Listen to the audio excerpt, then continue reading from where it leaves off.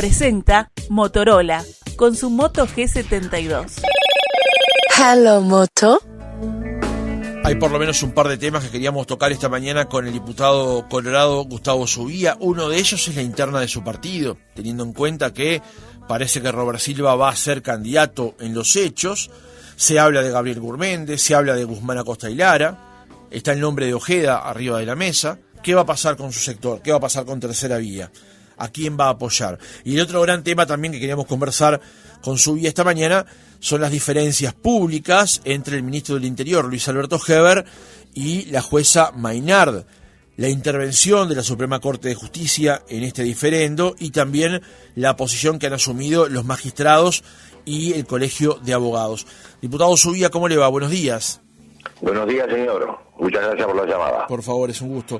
Diputado, como decíamos, el final de la semana pasada, parece que se laudó la candidatura de Robert Silva, o por lo menos se destrabaron algunas cuestiones que estaban en el camino. Adrián Peña bajó su nombre, le cedió el primer lugar en la lista 600.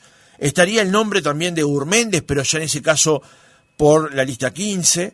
Se habla de Ojeda, se habla de Acosta y Lara. Usted, Gustavo Subía y Tercera Vía, ¿qué posición tienen hoy con respecto a la interna del Partido Colorado?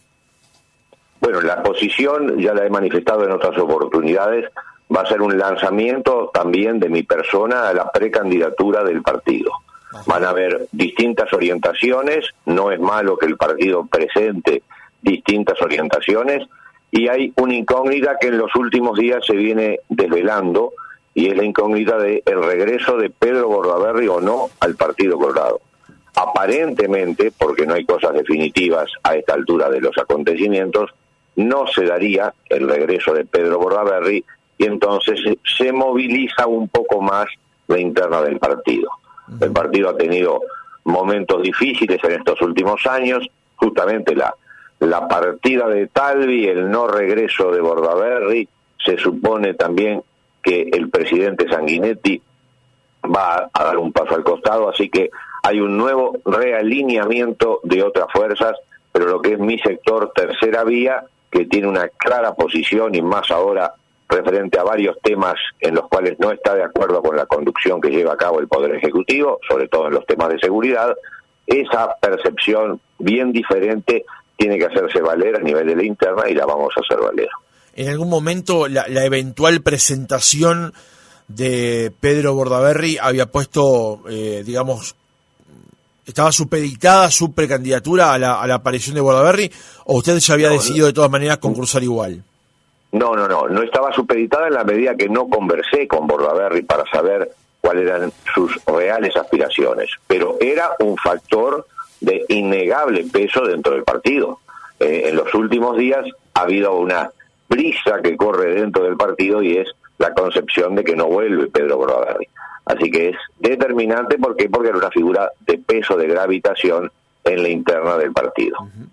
Subía, ¿qué es lo que le agrega a la interna colorada su postulación, su precandidatura? Y mire, entre otras cosas agrega una posición crítica que lamentablemente he tenido permanentemente que ejercer con respecto al Poder Ejecutivo. El partido no ha sido precisamente muy crítico de las políticas de este Poder Ejecutivo, y en lo personal y en lo partidario yo sí he sido crítico. Estoy en oposición frontal con la forma de conducción de las políticas de seguridad por parte del ministro del Interior.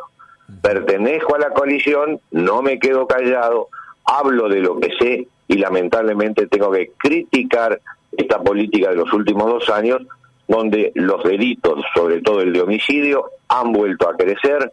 Estamos en una incapacidad de tratar ese tema y estamos en una postura que fue mejorada con el ministro Larrañaga, pero que hoy nos lleva al pantano, porque el año pasado dio cifras altísimas en homicidios y en lo que va de este año vamos otra vez a batir esos récords por encima de las tasas que marca la Organización Mundial de la Salud como tasas de pandemia.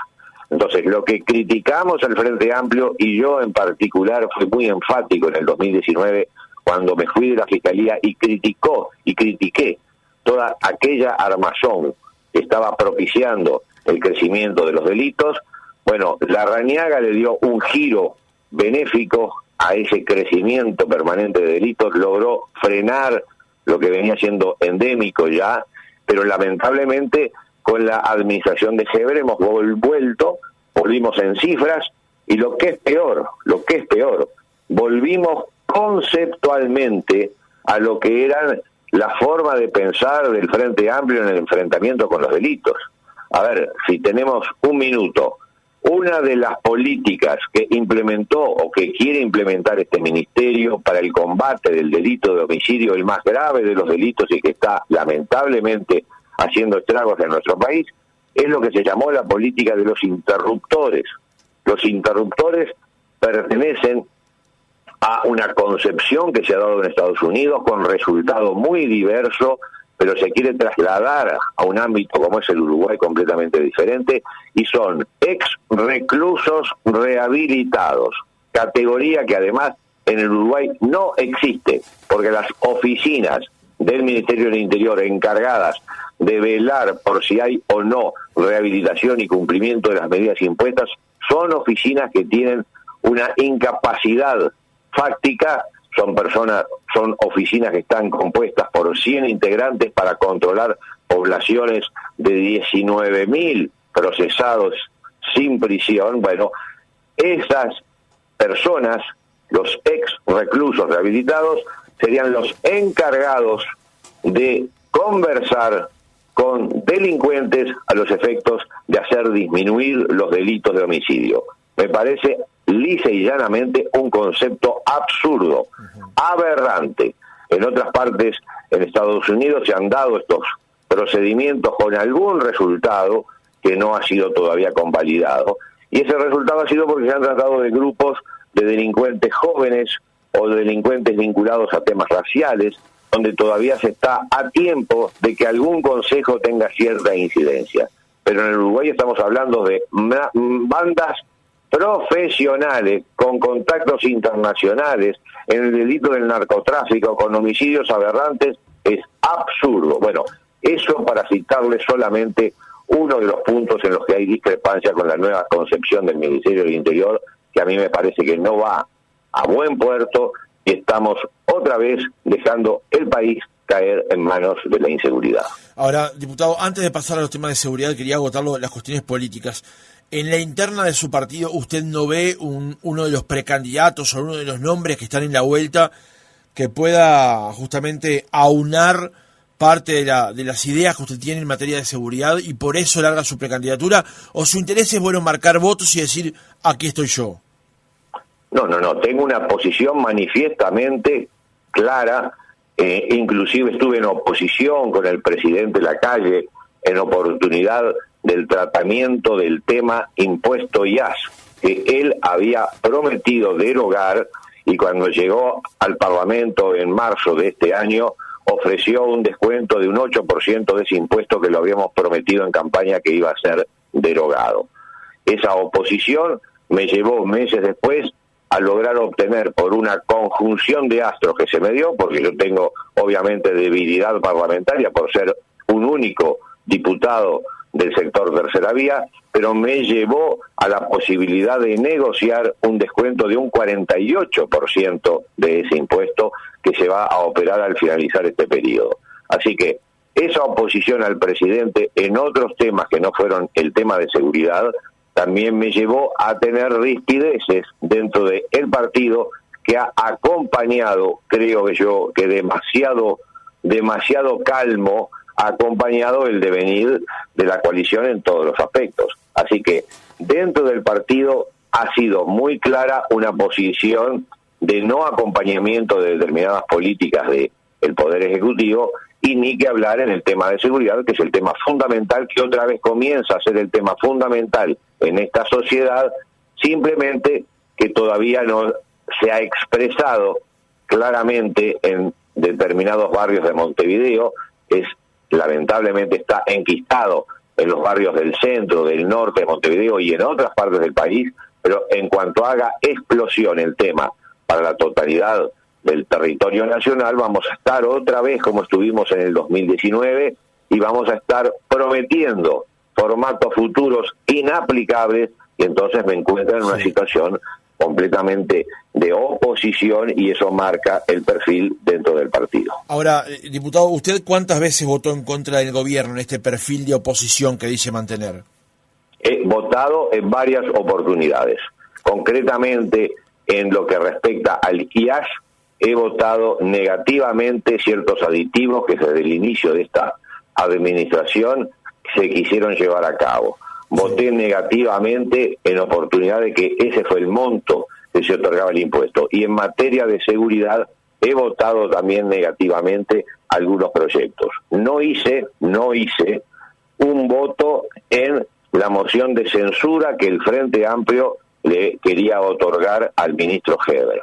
No lo hice después de haber hablado fuertemente en oportunidad de la interpelación, y eso no lo hice porque no es solamente un tema de ministro. El Frente Amplio fue culpable de un deslizamiento de su posición en el tema de seguridad hacia la irracionalidad con el ministro Bonomi, justamente con este tipo de medidas que no llevan a ningún puerto. Sí. No hice el voto de censura porque tengo la esperanza de que el presidente tome conciencia y cambie el giro de esta administración en ese tema. Ahora, diputado, insisto con la pregunta. Usted habla de no acompañamiento y tener de alguna manera cierta oposición al gobierno del presidente Lacalle.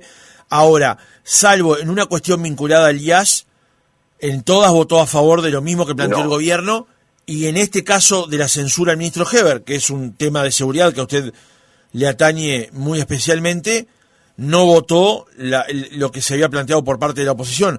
¿Cuánto de oposición hay efectivamente en sus posiciones entonces?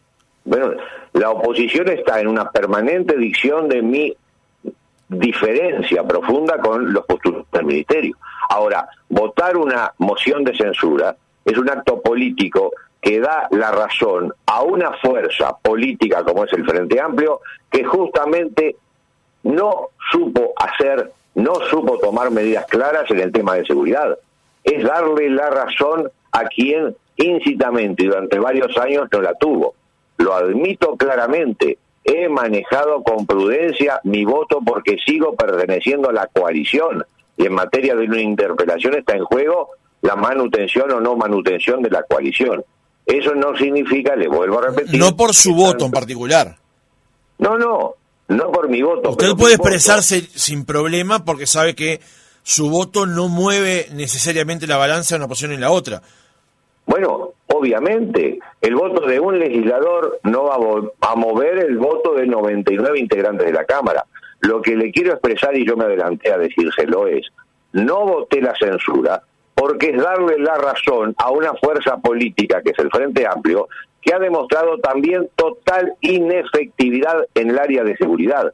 No voy a sacrificar la posición de pertenencia a la coalición a la cual quiero seguir perteneciendo. Ajá. No quiero pasar a otra fuerza política. Por lo tanto, fue una decisión política más que una decisión técnica la que tomé con motivo de la interpelación.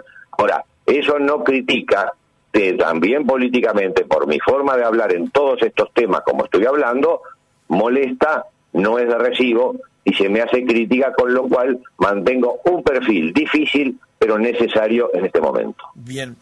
Diputado, paso al otro tema. Desde la semana pasada ha instalado una polémica entre la doctora Maynard, una de las juezas de crimen organizado, y el Ministerio del Interior. El ministro hizo unas declaraciones el jueves en el Parlamento, el miércoles de la semana pasada, el jueves entrevistamos aquí al subsecretario Maciel, que ratificó lo dicho por el ministro Heber con respecto a la posición que había asumido en por lo menos dos causas la doctora Maynard. El lunes entrevistamos también aquí al presidente de la Asociación de Magistrados, Leonardo Méndez, criticando la posición de Heber porque obviamente él creía que con las declaraciones del ministro se sembraba un manto de dudas sobre la actuación de la jueza. Y ayer el Colegio de Abogados también sacó un comunicado oponiéndose a las formas que ha utilizado el ministro Heber. ¿Qué opinión tiene con respecto a todo lo que ha ocurrido en las últimas horas en este diferendo entre un ministro y una jueza? Bueno, lo considero una cuestión casual, una cuestión simplemente de situación pormenorizada y no estamos viendo el gran bosque que representan estos temas. El gran bosque en el cual estamos inmersos es el Código de Procedimiento Penal. Es la situación, que aunque aquí no aparece como primaria, la situación de la Fiscalía y la no toma de decisiones en la organización de esta institución tan importante como es la Fiscalía. ¿Por qué digo que es el gran bosque? Porque esto no deja de ser una diferencia que a mí me parece que tiene razón el ministro, vamos a aclarar, ya pongo mi posición clarita, tiene razón el ministro en cuanto a efectuar críticas a un juez cuando no le parece atinado su procedimiento. No existe impedimento para que puedan efectuarse críticas a un magistrado cuando no se comparte su posición. ¿Qué estamos llegando ahora? A situaciones cuando nos interesa, censuramos completamente estas manifestaciones. No hay que censurar, hay que posibilitar en todo caso hacer las defensas del caso. Creo que fue desafortunada, altamente desafortunada, la posición de la jueza Mainar en ese evento que estamos citando. Pertenece a una estructura mental de todo un poder judicial y lamentablemente parcialmente de la Fiscalía en cuanto a dar beneficios que no deberían de ser otorgados a delincuentes pesados, que es de lo que estamos hablando. Ahí se refiere al habeas corpus para el Ricardito, porque también está el otro escenario sobre la tobillera electrónica que se le impuso a González Vica y que luego el narcotraficante se fugara, ¿no? No le entiendo la pregunta, ¿cuál sería? No es una pregunta. Usted hace afirmación de que la jueza se equivocó en ese caso, y yo le aclaraba que en realidad la discusión ahora se centra en dos. Uno, la instalación de la tobillera electrónica a González Vica y que luego se fuga, y después el habeas corpus que se le dio al Ricardito tras una solicitud que hace el narcotraficante. Digamos, son escenarios distintos, a eso me refiero. Bueno, son escenarios distintos, pero apuntan en una misma dirección. Apunta a descender el nivel de control sobre individuos pesados, individuos peligrosos, mediante procedimientos diferentes, pero en definitiva en el mismo camino. Lo que les quería explicar al principio es que son elementos concretos o situaciones muy concretas dentro de un universo, dentro de un bosque de concepción de beneficios a los imputados, cuando estimo yo, y lo he venido sosteniendo desde hace años, añares, de que tenemos un sistema excesivamente permisivo. Ahora, ese sistema excesivamente permisivo está constituido básicamente por el Código de Proceso Penal, que no le echamos manos. Lamentablemente yo tengo como 8 proyectos presentados en el Parlamento para modificaciones del Código de Proceso Penal, y sigue posibilitando injusticias de diferente tipo. Entre ellas le cito, además de los casos que usted me hablaba, el caso del llamado violadores del cordón. Sí. Terrible caso que tuvo connotaciones enormes y que sin embargo ha pasado parcialmente desapercibido en esas consecuencias negativas. Fueron 3 individuos que fueron acusados injustamente con una denuncia falsa y no se han tomado las providencias al determinar la inocencia de estos individuos. ¿Por qué? Porque hay legislación específicamente que protege a los denunciantes o a las denunciantes cuando realizan este tipo de denuncias y las dejan inalcanzables por las responsabilidades que tendría que haber tenido. No es que le cambie de tema, le agrego este tema del cual hemos hablado muy poco y que es producto de este sistema donde últimamente parecería que los delitos de connotación sexual son los únicos sobre los cuales se da una persecución intensa, y estamos viendo que delitos del narcotráfico la persecución es mucho más liviana. Entonces tenemos concepciones diametralmente opuestas con muchas de estos perfiles que tiene el Código de Proceso Penal, y sería necesario una modificación. Yo tengo proyectos presentados, lamentablemente, conjuntamente con el proyecto de el triunvirato para Fiscalía de Corte, no han visto la luz en un Parlamento que sigue siendo de una lentitud pasmosa frente a la presentación de nuevos proyectos. Le preguntaba específicamente, doctor Subía, por el comunicado que publicó en las últimas horas la Asociación de Magistrados. En su primer punto dice, o señala, el total rechazo a expresiones que significan la clara afectación de la independencia judicial, así como el evidente y preocupante desconocimiento de los pilares del sistema republicano que constituyen el diferencial de la democracia uruguaya, sustentado en la separación de poderes y el más estricto respecto a la independencia de cada uno. ¿Usted cree que efectivamente los comentarios de Heber, las referencias que hizo Maciel también en el reportaje aquí en el programa, afectan de alguna manera la independencia judicial? No la afectan porque la crítica a un juez por las decisiones que tome, aunque sea por representantes de otro poder, no queda más que en el aspecto conceptual. Sería absurdo pedirle a un ministro que no hiciera las manifestaciones que estima pertinentes en un tema que está dentro de su carpeta de conocimiento. Los temas de seguridad afectan al Ministerio del Interior, lo afectan directamente. Es más, le traigo a colación otros casos. No sé si usted recuerda el caso en Durazno, donde 2 policías fueron formalizados en oportunidad de perseguir a una persona que no había acatado la orden de alto y que esa persona terminó muriendo por un accidente en el vehículo en que huía. Sí. ¿Recuerda el tema? Perfectamente. Bueno, también ahí yo en lo personal y otras autoridades de gobierno efectuaron críticas referentes a los procedimientos que llevó a cabo la fiscal. Y la pregunta es, ¿y por qué no? En la medida en que la crítica quede en el aspecto verbal y no tome una forma jurídica de presión. Estamos en democracia, hablamos todos de todos y ahora nos asustamos porque el ministro Heber, que no es precisamente santo de mi devoción, vamos a aclararlo, bueno, que el ministro Heber efectúe críticas por procedimientos que a la postre resultaron equivocados, o me equivoco yo que el tema de la tobillera genera una crisis en el sistema de represión. Por favor, es el derecho a criticar cuando estamos en una democracia y podemos no concordar con la decisión de una jueza más allá de las molestias personales que ocasiona. En el caso de Durazno igual vale la pena aclarar, doctor Zubia, que la crítica... Pero déjeme terminar una frasecita más. Dale. Cuando yo fui fiscal tomé una cantidad de decisiones por las que fui intensamente criticado por representantes políticos y representantes legislativos y representantes del Poder Ejecutivo también. Fui criticado y me la banqué como corresponde que se la banque cualquier representante del sistema judicial o fiscal cuando toma una decisión. Eso me pasó personalmente a mí en varias oportunidades y lo tomé como las reglas de juego a las cuales estamos sometidos. Decía que en el caso de Durazno las críticas no fueron por comentarios del ministro, sino, entre otras cosas, porque el ministro fue a acompañar una manifestación de policías a la puerta del juzgado. Eso ya, de todas maneras, parece entrar en otro terreno, que no solamente la crítica al procedimiento que se llevaba adelante, sino el apoyo a una posición dentro del diferendo del contencioso, ¿no?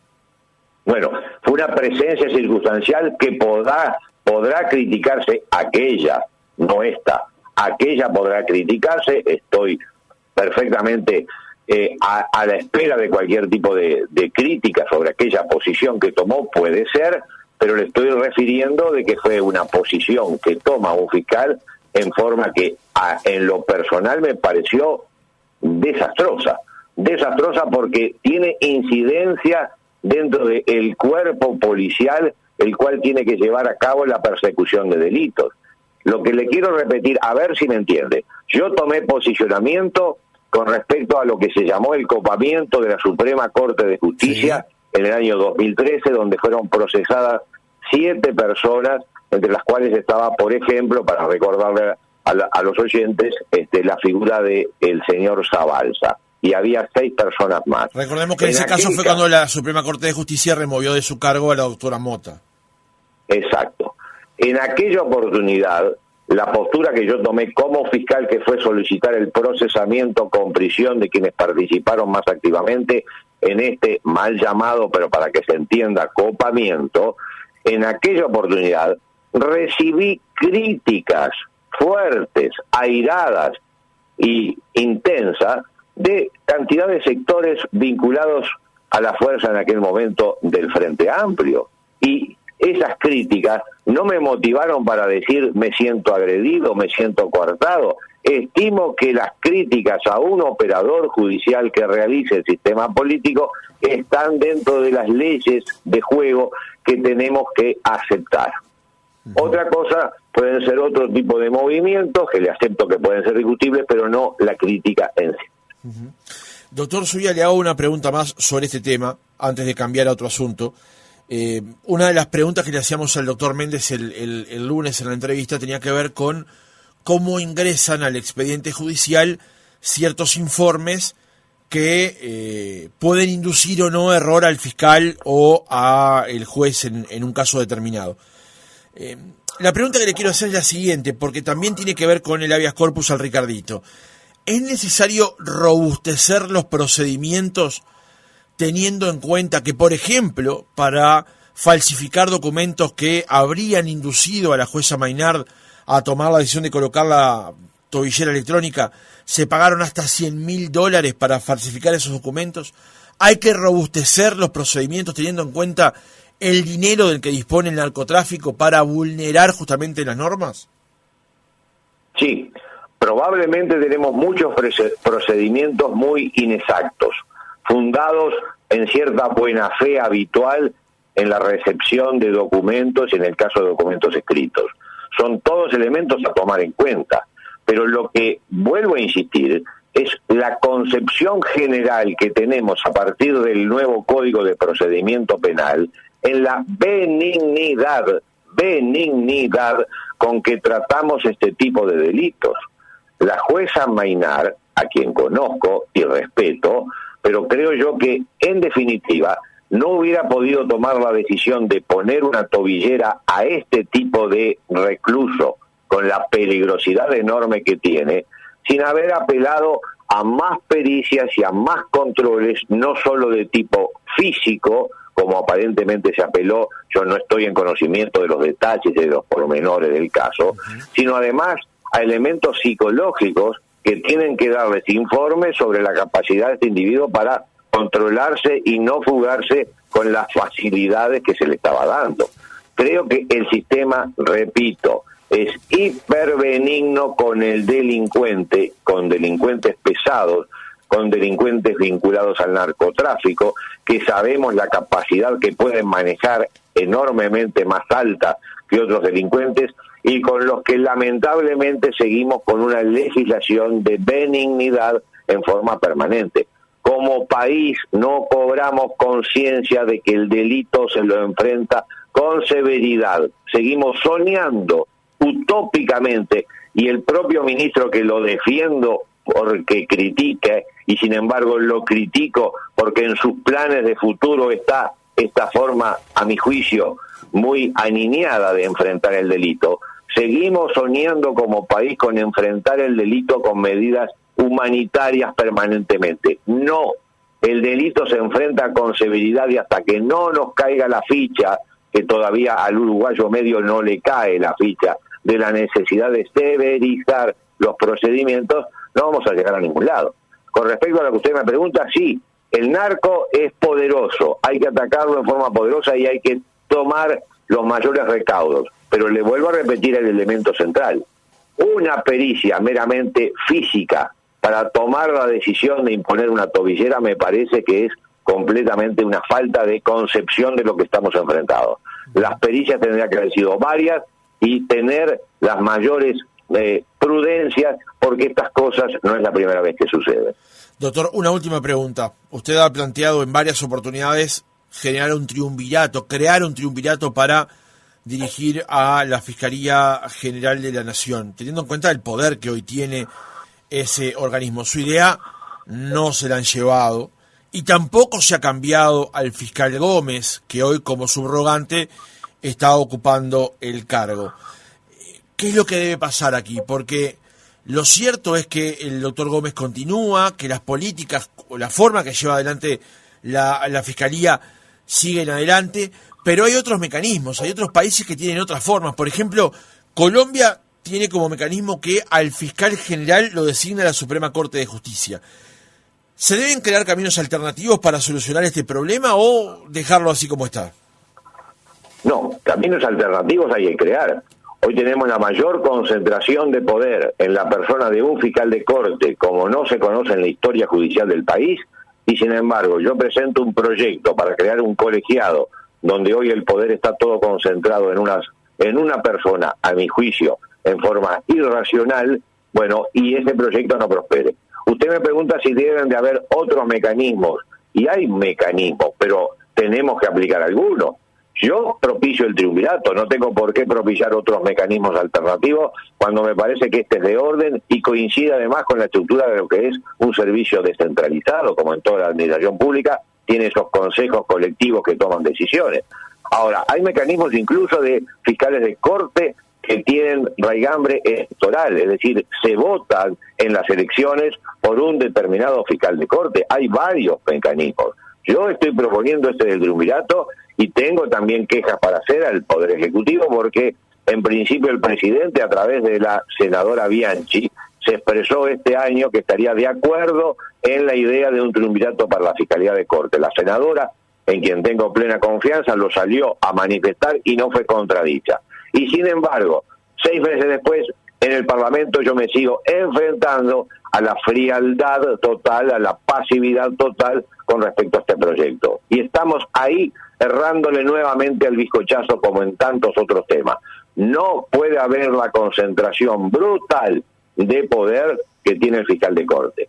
Paréntesis, en el tema de los violadores del cordón, tema que no se está tratando con la intensidad que debería tratarse por todas las consecuencias que tuvo, el fiscal inicialmente interviniente en modificar la medida cautelar de prisión efectiva por una prisión domiciliaria que se le dio a los jóvenes, los que a la postre fueron absueltos, así que buen olfato tenía el fiscal interviniente, el fiscal Iglesias, con motivo de este caso, fue sumariado y separado del cargo, o nos olvidamos de ese tema. Me parece que nos estamos olvidando de un fiscal sumariado y separado por modificar la medida cautelar sobre los presuntos autores del hecho, cuando los autores del hecho resultaron, de acuerdo al dictamen judicial, inocentes de esa imputación. Al fiscal Iglesias, doctor Zubía, no se lo separó del cargo ni se lo cambió a Fiscalía por eso, se lo cambió porque cerró algunas causas, varias, muchas. Discrepo radicalmente con usted. Bueno,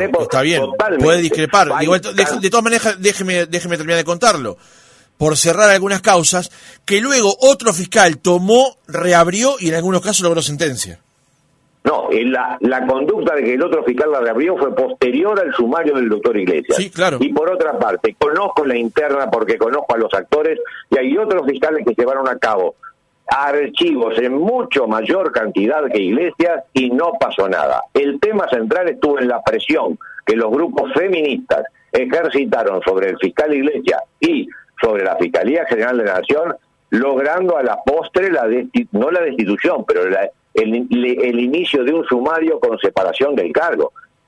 No puede usted comprender que la razón la tenía Iglesias en lo que fue altamente criticado cuando cambió la medida cautelar sobre los jóvenes, cuando estos resultaron a la postre declarados inocentes por otro fiscal y por otro juez. En ese ¿Cómo caso, no va sí. a entender ese concepto que fue un flagrante error de la Fiscalía de Corte, que le imputó, entre otras cosas, esta medida, y el haber hecho declaraciones a la prensa de la medida que tomaba? Con el fiscal Iglesias se cometió una terrible injusticia, fue propia del poder enorme acumulado que tiene la Fiscalía de Corte, y mi proyecto de triunvirato apunta a que haya 6 ojos mirando estos casos en lugar de 2 como se da actualmente. Gustavo Zubía, diputado del Partido Colorado, precandidato presidencial, gracias por haber estado otra mañana con nosotros. Encantado y a la orden para seguir tratando el tema de la supuesta violación del cordón, que tiene connotaciones de todo tipo. Muchas gracias.